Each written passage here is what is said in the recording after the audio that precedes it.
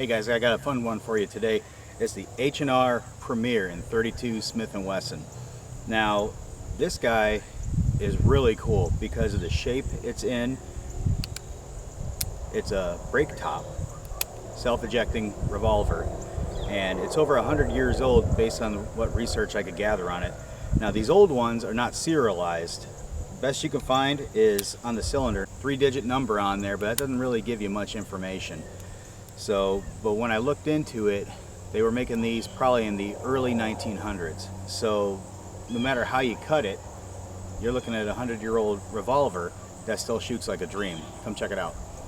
Before we get started, make sure you go down into the description section, check out the link for our friends over there at Workaday Custom Gun Leather. They do great work, custom to order. I've got a lot of stuff that he does. I've always been satisfied with it. Go ahead and check them out. So the H&R Premier in 32 Smith & Wesson. This thing is really cool. So it's got a 5-shot on it, and it is a top break by flipping that lever, self-ejecting revolver, double action, and you can shoot both 32 Smith & Wesson short and long out of it. I'll get to the ammo in a second. Now, a couple things to note about this is it's the old cowboy style, and it's got the hammer tooth on there, so you need to be wary of that. You don't want to rest that hammer on a live round, because if you bump it, you run risk of setting it off. And if you see in there, you can actually see that tooth, that firing pin, poking through. So always be aware of that. So this is a 32 Smith & Wesson long, and you can see that it's a recessed bullet in there. Now the 32 shorts are actually outside of the shell. Now these longs, all they did was extend the case for a little bit more powder, I'd imagine, in there. But they shoot pretty darn good. So first things first, pop the top right there.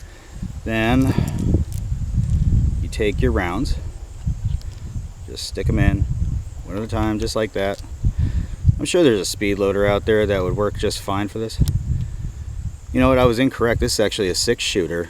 I was thinking about the other one I got. So correction on that, 6-shooter.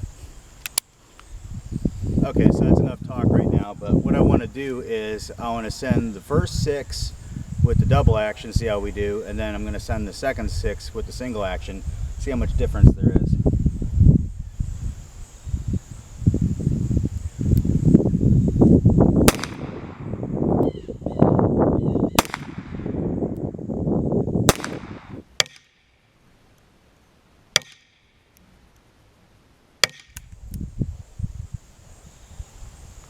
So that's 6. Self-ejecting.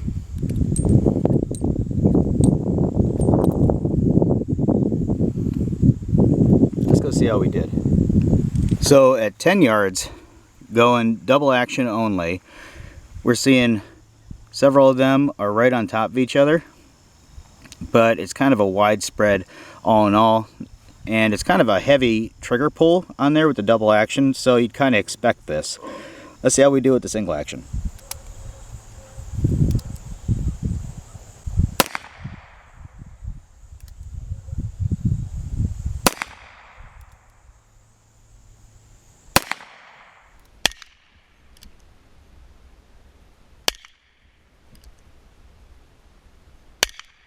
So this is pretty darn nice.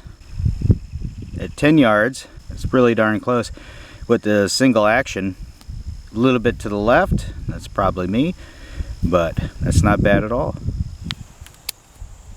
So one thing I noticed, that the ejector spring on the auto eject is not very strong.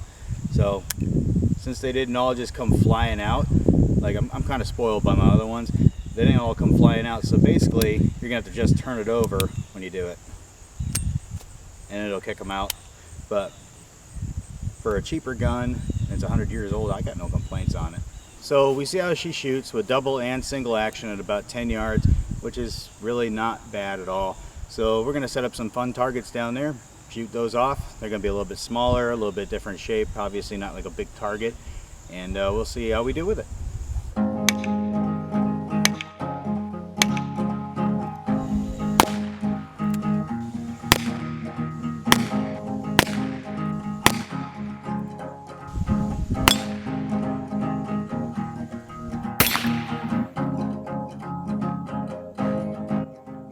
got to aim low and right. That seems to be the ticket on it.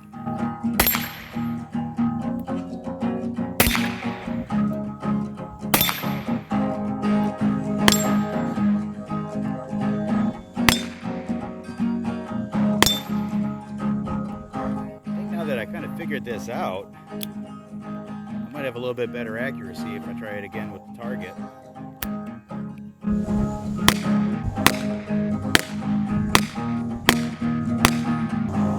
Half the fun in these old guns is finding zero through trial and error. So my aiming point was right here, low and right, and I started hitting dead bullseyes in a nice little group here.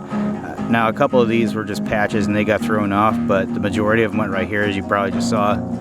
So we'll go back to shooting some fun stuff.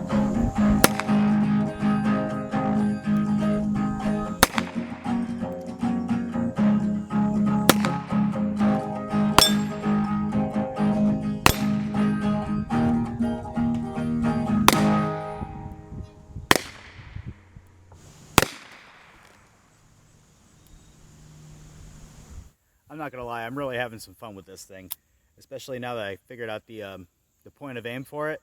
Yeah, let's do this.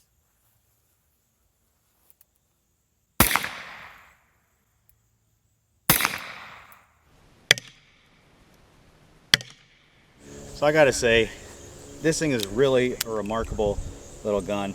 Now there's a couple things that are not always the greatest, like that right there, unloading it. You gotta kind of dump it over the side, but whatever, we can forgive that. I really had a lot of fun shooting this thing. And I gotta tell you, it is super easy in the hand. Look at that beautiful grip on there. Point's just fine, very well balanced. So that's it for the H&R 32 Smith & Wesson, the H&R Premier. It's super fun. I mean, you can probably tell from the look on my face that I really enjoy this thing. Anyway, if you want to see more of these older guns or anything else, you know, just shout it out in the comments section. Like, subscribe, share with your friends. And also don't forget to check out our friends over there at Workaday Custom Gun Leather. Maybe I'll get a nice holster made for this thing. That's what I'm thinking. I'll get a hold of them probably today. All right, see you guys.